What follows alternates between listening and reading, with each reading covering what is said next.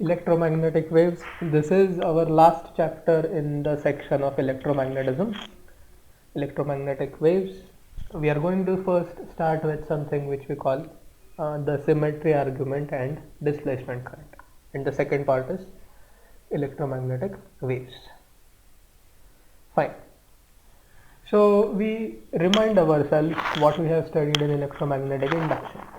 And what was that? Okay, what was the main law there? It was Faraday and Lenz's law, which told us that whenever magnetic flux changes with time, it is responsible for creation of EMF. Okay, so if I take a closed conductor like this,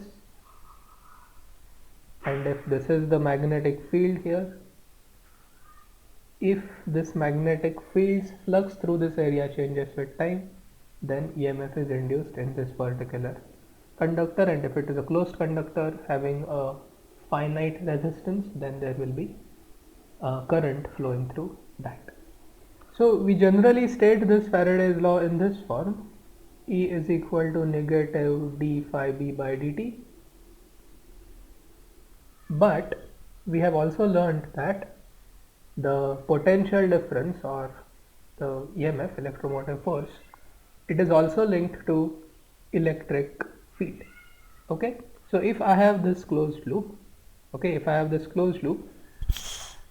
when I say that there exists potential difference here or EMF here, I am basically saying that current can flow, isn't it? If there is EMF here, then the current can flow, because now the circuit is complete.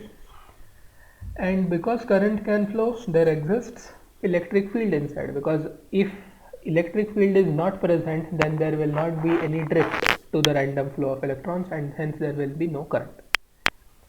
Okay, and we have also seen that, okay, what have we seen? The electric field is actually given by negative of gradient of potential difference.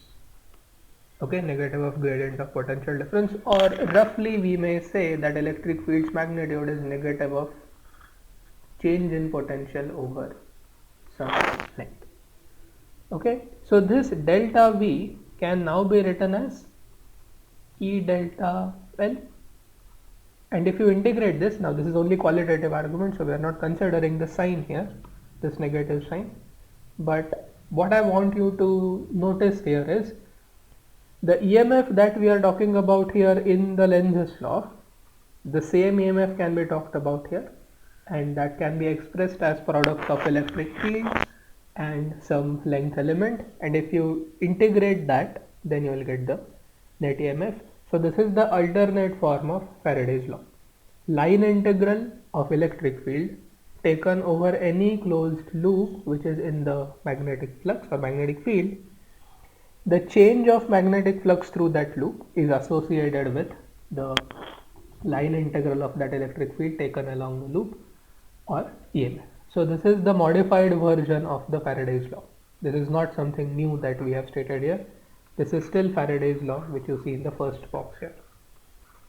Have you understood this part, Faraday's law of electromagnetic induction?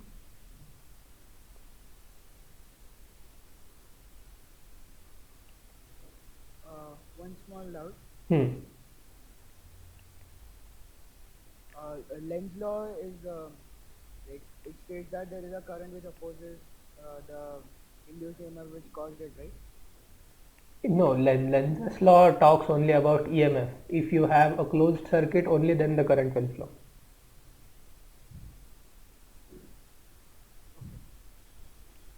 Current is there only when you have a circuit. Okay, if you just have ends of a wire, let's say you have a wire falling through a uniform magnetic field, then there will be EMF induced between the ends of the wire or of the rod, but there will not be any current flowing. If you allow circuit to get completed, then electric current will start flowing. Okay? Okay. Now we bring in something which we call the symmetry argument. Okay, and according to symmetry argument, we would like to see what happens if electric field is replaced by a magnetic field and magnetic flux is replaced by electric flux.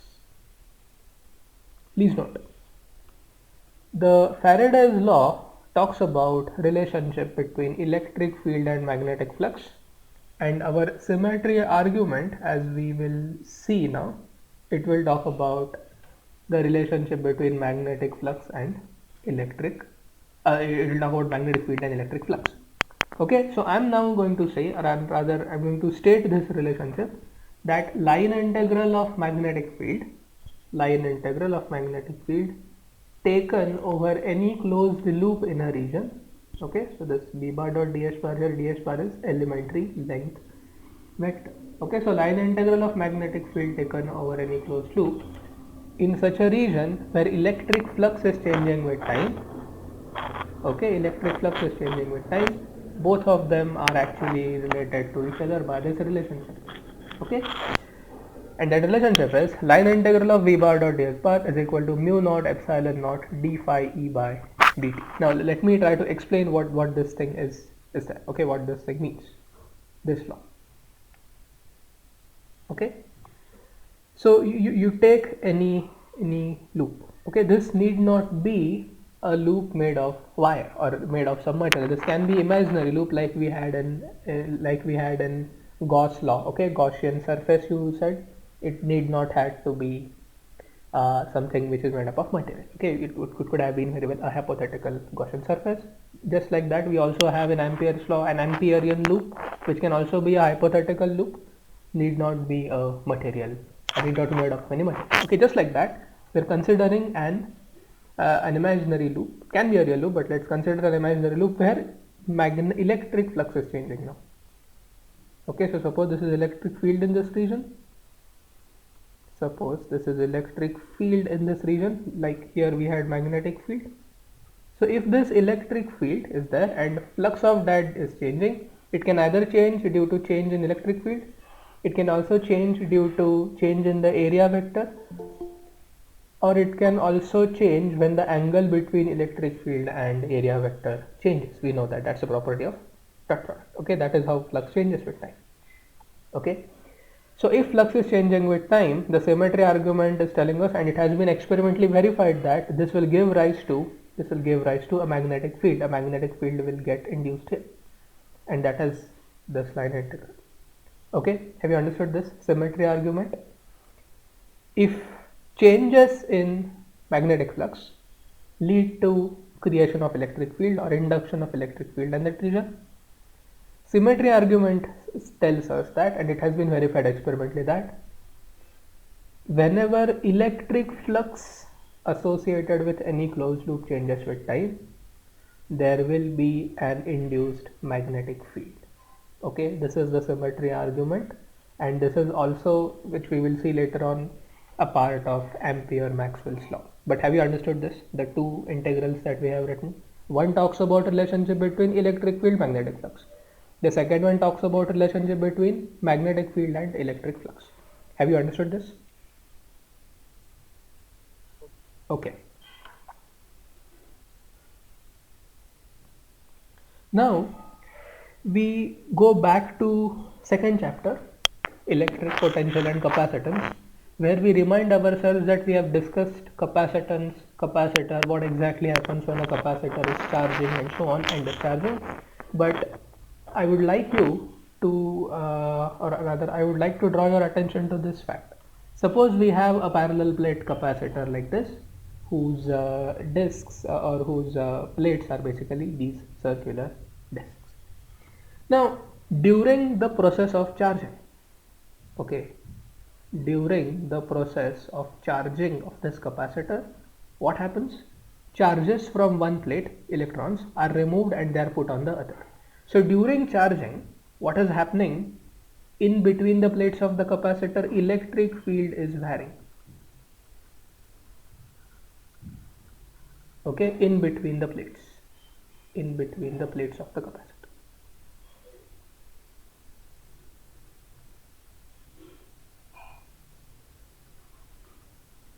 Hope you understand this. Okay, initially if both the plates are electrically neutral of the capacitor before the charging process begins, then the electric field inside is zero. But Once you start to charge the capacitor by attaching a battery to it, then there will be an electric field which will be building up.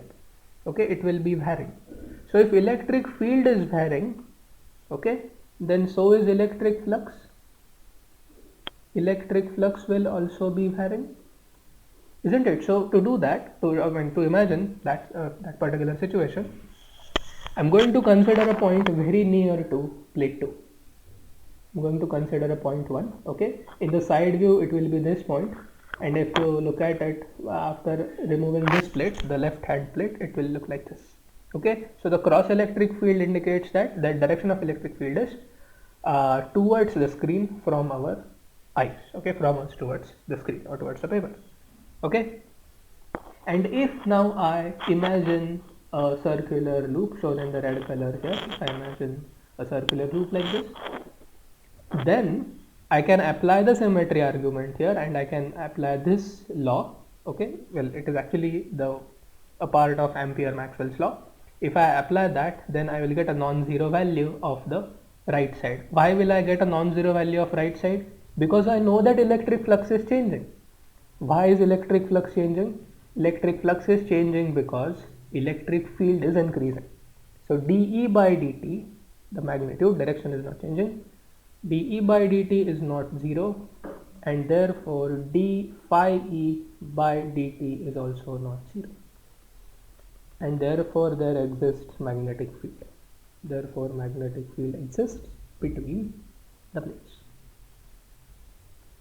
Okay, therefore magnetic field exists between the plates. Now how can we determine the direction of this magnetic field? The direction of this magnetic field induced in this space can be very easily determined by using our right hand screw rule. So I want you to do this with me. Take your right hand, curl your fingers, and point the thumb in the direction of electric field. So in this case you will be pointing the thumb of your right hand towards the screen.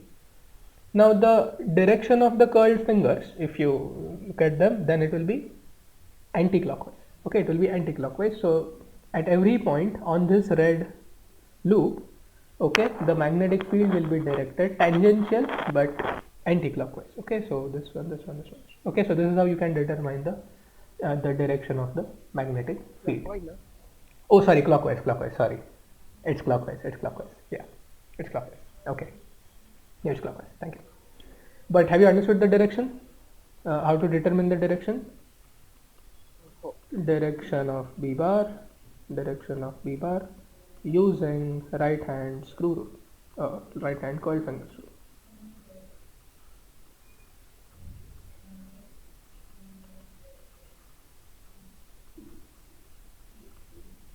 Okay, right handed curled fingers rule. All right. Now I want to discuss two important points, which are points of distinction between the symmetry that we have used. The first thing is that we have two additional quantities here, that is permeability and permittivity. Okay, permeability and permittivity, and when we state these laws we assume that there is vacuum. Okay, wherever we are dealing with in that space there is vacuum, so we have to multiply the derivative of the flux by the two quantities, which are permittivity of the free space and permeability of the free space, mu naught epsilon naught. There are no quantities involved like that in our length space. Okay. The other thing is that even though you don't have those quantities here, you have a negative sign here. Okay, so please note these things.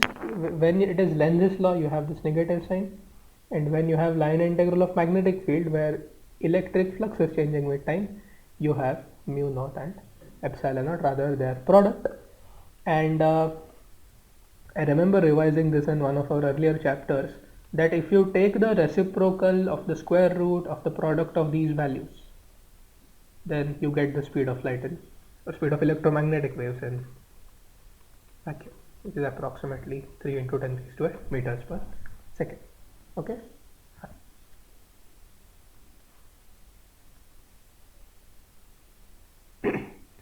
Now for a moment let us recall Ampere's law from moving charges and magnetism. What does Ampere's law state? Ampere's law states that if we have multiple currents flowing in and out through some imaginary loop which we call Amperian loop. So again I am repeating, Amperian loop need not be made up of any wire. Okay, like in this case for example, in this case for instance, if this is the loop that is shown here, the currents are like this is I1 and this is I2. Okay, yeah, okay, this is the figure, this is that. Okay, so these dot cross notations basically indicate that those are the current carrying conductors and not our orange colored loop. Okay, so if you take the line integral of the magnetic field now, okay, line integral of the magnetic field, now you might ask, why will first of all this magnetic field exist here? We have seen that moving charges always lead to magnetic field. Okay, and that is what Oersted had observed. He took a needle closer to a current carrying wire, he saw the needle getting deflected. So there exists magnetic field everywhere. Ampere's law allows us to determine the magnetic field in some cases where you can exploit symmetry. But my main point here is, in Ampere's law, we have magnetic fields line integral. Okay, we have magnetic fields line integral taken along any closed loop. Okay, magnetic fields line integral. I'm not going to discuss the direction and all because we have already discussed that and revised. Now, my main point to state this Ampere's law, the main purpose of revising Ampere's law is that this line integral has appeared in our role reversal of E bar and B bar here. Okay, so in this case the line integral of magnetic field appeared when you had changes taking place in the electric flux through that particular loop. In this case, Ampere's law tells us that those things appear, okay, when you have currents which are totally enclosed by your Amperian loop. Okay, and then you need to multiply this by, well, the permeability mu naught, and then also depending on the direction of integration, some of these currents will be positive, some of other currents will be negative, and so on. Okay. Now, because you have both these things here on left sides, the line integral, which are basically the same, we actually can say that magnetic fields get induced rather in the surrounding space either by moving charges or electric currents or by changes in the electric flux. Please note, here it is due to moving charges in the first case. Okay, that's Ampere's law. Now this second thing which we have developed through symmetry arguments, but we have not yet seen the theory of it, and in 12th we don't have that, but you still see the line integral here, okay, where you have on right side the derivative of electric flux. So now we combine the two things together. And that gives us what we call Ampere-Maxwell's law.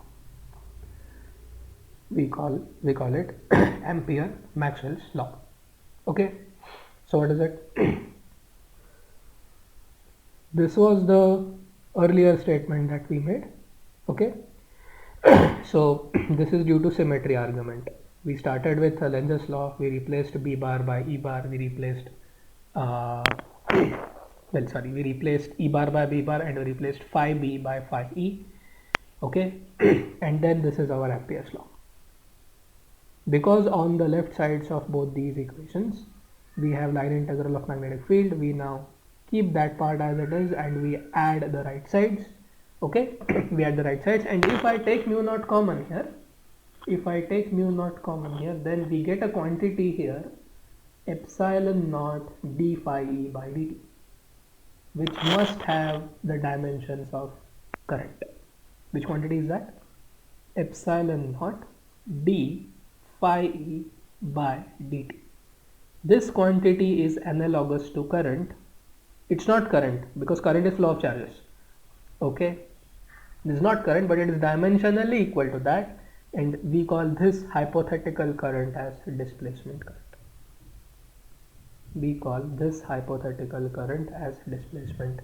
current. Measured in amperes. Have you understood this? What is displacement current? Correct?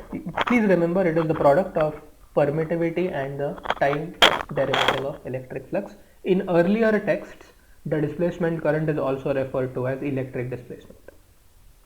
Not in your book,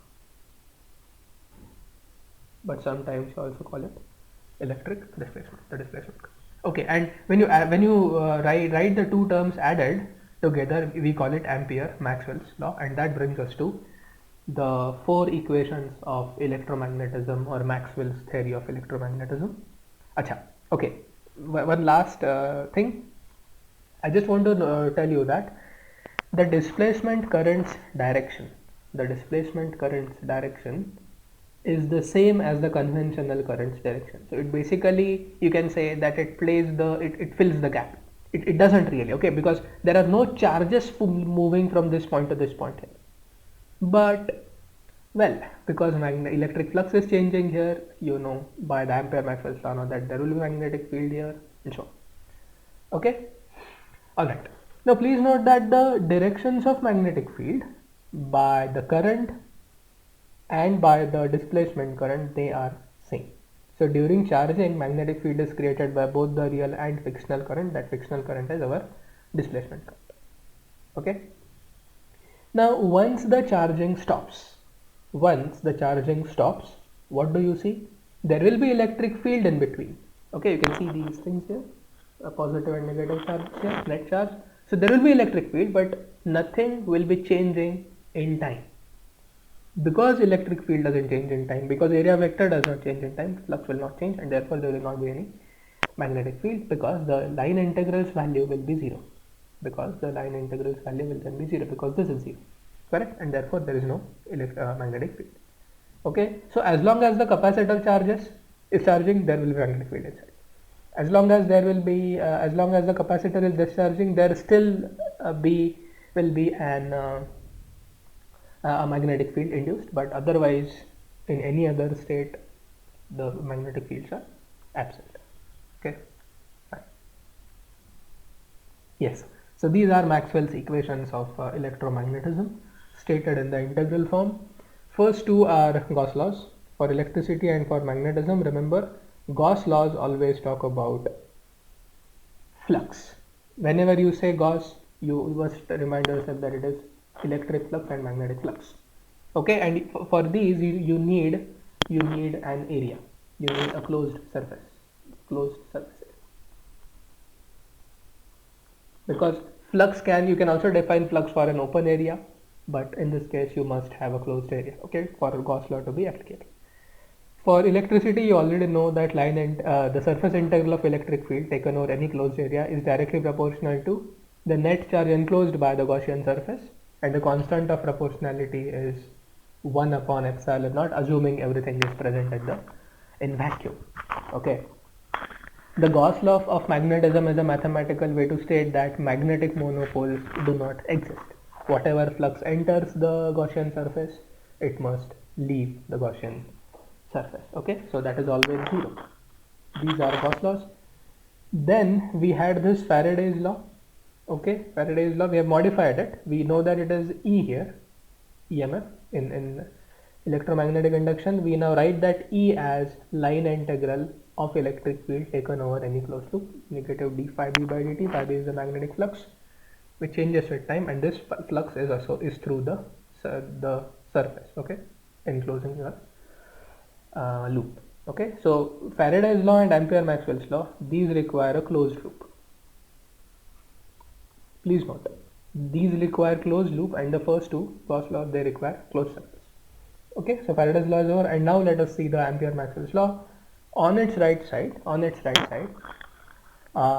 symmetry argument brings us this new term called displacement current, epsilon naught d phi by dt, and the original Ampere's law had only this term. Okay, so it relates induced magnetic field to changing electric flux and to current. So there are two sources of magnetic field now. Either it can be due to current, we already knew that, we have Biot-Savart law and other things, and well, symmetry arguments, but we have not dived deep enough in that, but I just said, okay, let's call this as displacement current, and that is due to changing electric flux. Now, one of the fundamental results of Maxwell's equations or Maxwell's theory of electromagnetism is that if you have an accelerated charge, okay, if you have a charge which is accelerating, okay, it always emits energy.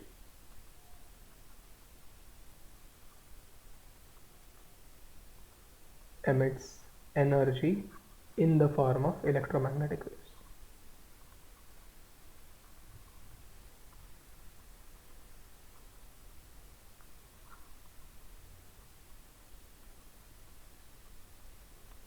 Okay, so the word accelerating is important.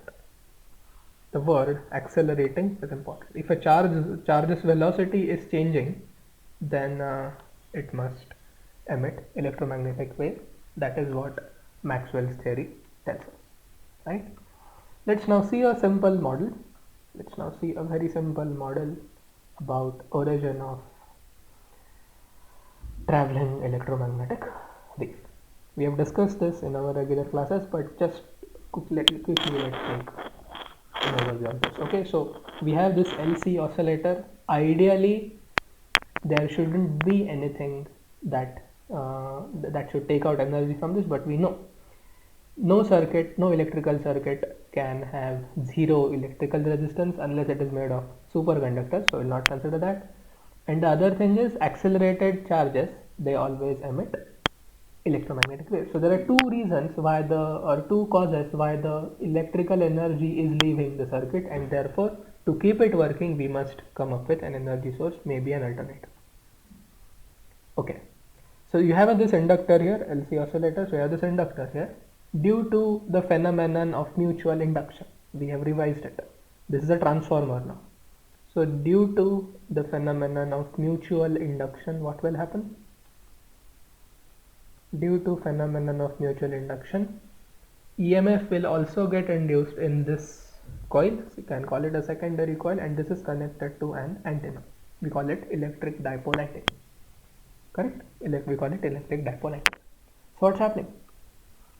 If you are well, you already know that it is LC oscillator, so the direction of the electric current flowing through the circuit keeps on changing. And because the direction of electric current keeps on changing in the primary coil, it should keep on changing even in the secondary coil. And what does that mean? That means that in the first half, the electric current and therefore electric dipole moment will be directed in this direction, and in the next half of the cycle the electric dipole moment will be directed in this direction. Okay, and because the charges in this case are accelerating, because nowhere in no point in time the current flowing is constant, we know that it is going to vary sinusoidally, isn't it? It is never constant, which means the charges are accelerating. These accelerating charges emit electromagnetic waves. Okay, and you can prove it that roughly the wavelength that is emitted by this electric dipole antenna, the wavelength of electromagnetic waves, that is of the order of the size of the source. Okay, and this statement is important. Why is it important? It's important because if you want to produce waves, electromagnetic waves of extremely high frequency or of extremely small wavelengths, then your size of the antenna should be very small. And for rays like gamma rays, it turns out that the size of the source should be that of the order of nucleus. And well, that kind of explains the structure of the nucleus and why only the nuclear fusion reactions or nuclear reactions can produce tremendously large energy, okay, or emit tremendously large energy. Now, in optics, in wave optics, we have talked about shapes of wave fronts. Okay, so we know that if we are standing or if we have placed our sensor at some location which is pretty far from the dipole antenna, where the distance from this point, okay, say this distance, if this distance d is much greater than the size of the antenna, then we can regard the wave fronts reaching p to be flat wave fronts. Correct? All right. So now let me take you through one wavelength of electromagnetic wave sweeping the point P. Okay, so this is the figure from our regular class. I want you to focus on the four colored cosine curve here. Correct. So we start at P, where we are still at P, but we vary time. So at P, we are now in a position where the magnetic fields and the electric fields in that electromagnetic wave are, so they are always in phase. So these represent their greatest magnitudes. Now what is happening? At P, because the charge is accelerating, electromagnetic wave is generated. So an electromagnetic wave consists of mutually perpendicular electric and magnetic field which are simultaneously which are sinusoidally varying, isn't it? So now at some other point in time, at B, say, the magnitudes of these two things will diminish. Okay, and the moment you reach C in time, both fields are momentarily zero. Now they start building themselves in the other direction. This is E bar vertically up, now this is E bar vertically down. This was B bar to the left of P, this time it will be B bar to the right of T, right of P, and so on. And if you reach E, okay, if you reach E, this point, you can see that both the fields have now the same magnitude as they had initially, okay, but this time the directions are reversed and the same cycle is now carried out. So the magnitudes will decrease, become 0 at G, and then finally you return to A. So this is one cycle where you focus on P and you let one oscillation, one complete oscillation of or one complete cycle of oscillation of electric field and magnetic field pass through it. Correct? So this is how you can imagine an electromagnetic wave traveling. Some key features of electromagnetic waves. Electric fields and magnetic fields are mutually perpendicular to each other. Electric fields and magnetic fields are mutually perpendicular to each other, and they are also perpendicular to the direction of propagation of wave. Okay, so don't think that E bar and E bar will also be perpendicular. What I want to emphasize here is the direction of propagation, that is C bar, the velocity vector, is perpendicular to both E bar and B bar itself is perpendicular to E bar. So the direction of the cross product of E bar and B bar gives us direction of C bar. In vectors, we have seen this, how to find the direction of cross product of any two vectors, and it is given by right hand rule, right hand screw rule, and the cross product is always perpendicular to both the individual vectors. Next, the phase. Okay, you understand what phase of a wave is, right? So here both electric field and magnetic field vary sinusoidally. Electric field and magnetic field vary sinusoidally.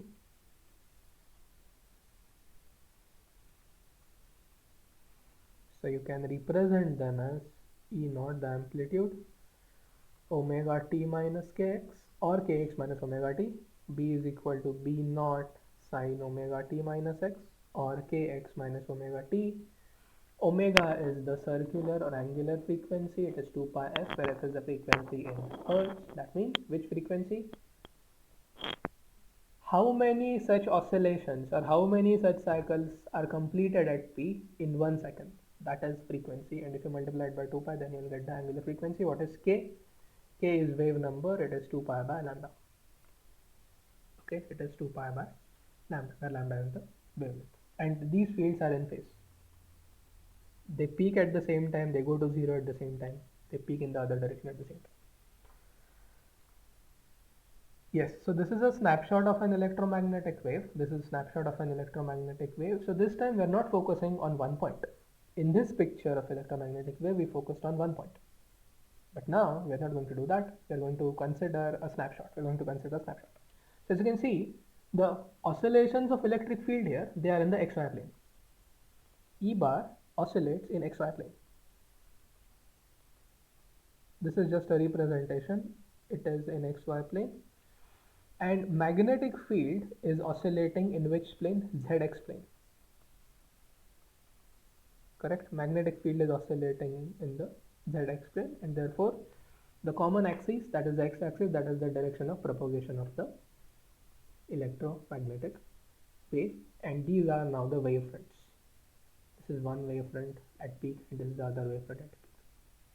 and the distance between two consecutive wavefronts, we have seen that it is equal to the wavelength lambda. But because you have seen now everything, you now have better understanding of what wavefronts mean in even in the context of electromagnetic waves.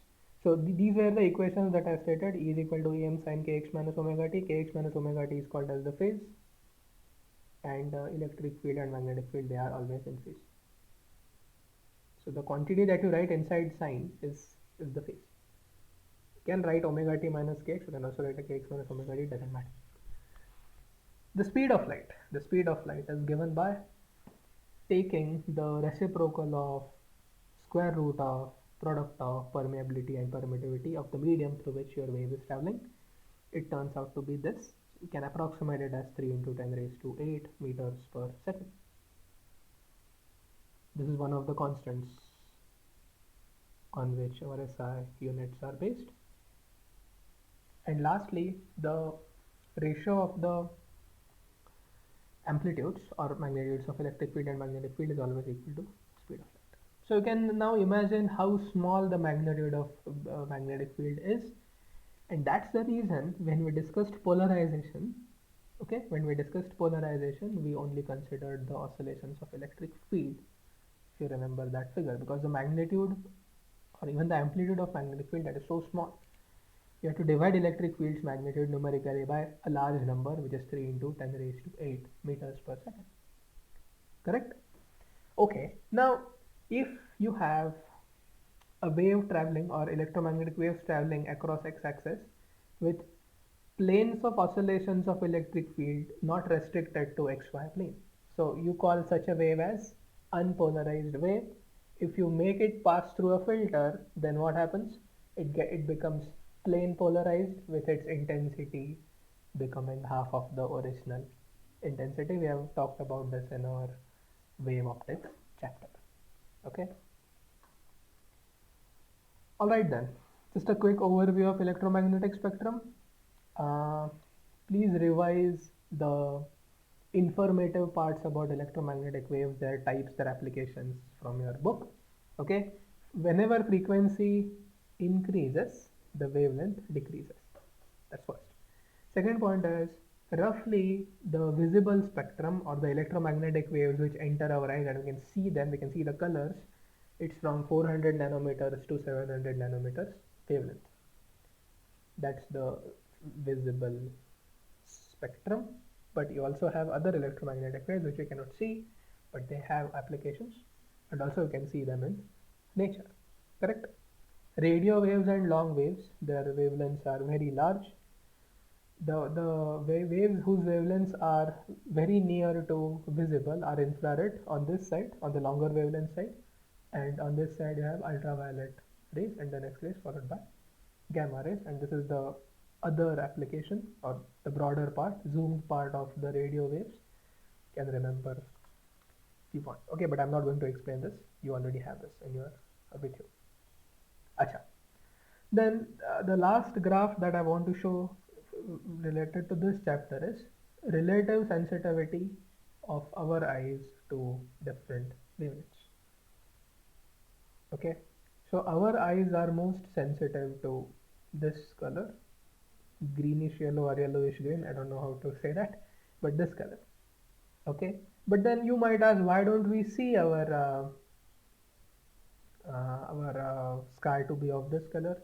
It's because of the characteristics of the molecules of air and dust particles that they scatter blue light the most, and that's why we see blue light. Correct? Okay, so from my side, that's what I wanted to cover from electromagnetic waves. There are two parts, broadly speaking, in electromagnetic waves. The first part is of displacement currents, and the second part is of electromagnetic waves. Okay, so that's it.